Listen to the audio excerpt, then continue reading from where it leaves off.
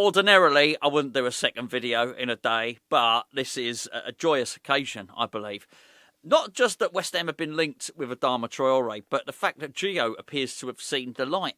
I watched his video earlier, and in fact, we joked about it. Earlier on today, we joked about it, that he was going to say something negative. He was going to slander. He messaged me and said there may be some Traoré slander going on later on, and I said, how dare you?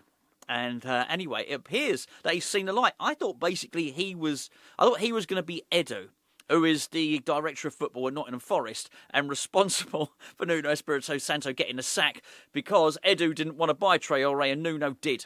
So I thought they were like that, Edu and Gio. I thought they were like that. But it seems he's coming over to my way of thinking, and he realises that Adama Traoré, the muscles from Brussels, the bicep from rice slip. That's not a good one, is it? But anyway, that guy, right? He's the man. He's the man. He's the man to lead West Ham into the promised land. Now, you may detect a hint of sarcasm in my voice. I'm joking. Well, I'm half joking. Let me give you a bit of a history lesson. West Ham have been slow for years. Years and years and years. And I've gone on about it. We've been doing Hammers Chat. We've been doing YouTube now for over 10 years. 10 years, something like that. I truth of the matter, it's so long, I've forgotten, right? We've been slow. Every so often we get a fast player. They might not be the best player in the world. Ryan Fredericks would be a great example. And because they're almost the only one with any outright pace, I'm pleased to have them, right?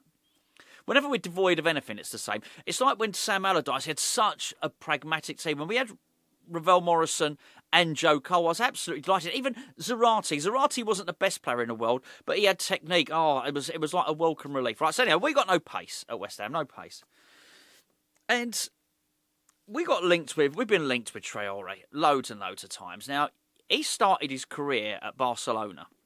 And he's been over here. He's been at Barcelona. He's been at Middlesbrough. He's been at Wolves, at Fulham now. We've been linked with him a lot of times. Now, we've also been really bad at buying strikers. So when somebody used to say, it's my chair, by the way, squeaking. When somebody used to say, who are we going to get? Who are we going to get to understudy for Antonio? The answer to me was obvious. It's Adama Traoré, another winger who can be converted. And before you say it, I know what you're thinking. He can't hit a donkey's arse with a banjo, right? I know you are. That's what you're thinking about Traoré. Well, let me tell you something here. Neither could Antonio, really. Antonio has done some of the worst shots I've ever seen in my life. One of them knocks the helicopter light off the top of the orbital, which is twice the height of the London Stadium. One of them's still travelling. Anyway, I thought, yeah, we'll get this guy in. He's got the strength. He's got the brute strength, right? He's got the speed. Let's get him in. It'd be perfect for us. In fact, I think he is a really effective player in the Premier League. I know he don't score many goals. He gets a bit of a nosebleed when he gets in front of goal. But as somebody for the opposition defence that stops them pushing up against you, because on the counter-attack, if they get it wrong, he's gone. They're not going to out-sprint him. They're not going to out-muscle him. He might miss the goal. But anyway, that was it. That was really it with Adama Traoré. He scored a really good goal for us, didn't he? Sorry, against us, for Middlesbrough. I think he scored a really good goal against us for Middlesbrough. Anyway. I think I was there, actually. I was at London Stadium. Quite possibly. Anyway, whatever. I like him. Best player in the world? No. No. Not the best player in the world. Far from it. Stellar signing? No. Squad player? Get him in. And he's always been that. Understudy to Antonio. But right for now, he's available.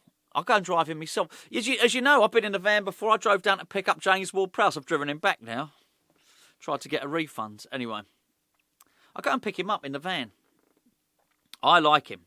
If he's not wanted by Fulham, I heard Gio's video earlier. He said he's only started one game for Fulham this season. I should have checked. I bet they won it. Anyway, I'll take him, right? I'd take him. I really, really would. Number one, Nuno wants him.